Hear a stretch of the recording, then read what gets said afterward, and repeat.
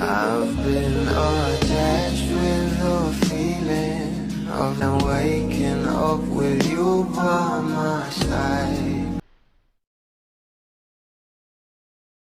Alam naman natin na kaliwat ka na naman ng guesting ng ating Donnie at Bel Mariano.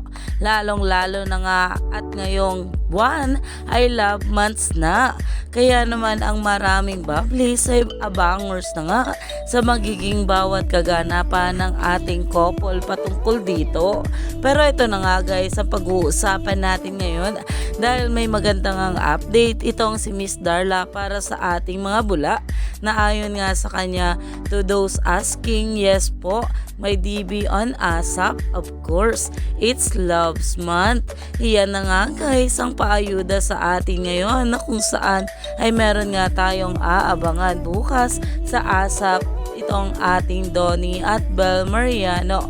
Kaya naman talagang umani nga agad ito ng maraming komento dahil talaga namang hindi na nga sila makapag-antay na muli nga makitang mag-perform itong ating couple sa ASAP, lalong lalo pa at marami nga talaga tayong ayuda na matatanggap mula sa atin patungkol sa ating couple, lalong lalo pa at nandoon nga ang mga panlalaglag talaga namang inaabangan ng maraming bula dahil for the kiligs na naman tayo sa mga susunod pa na araw.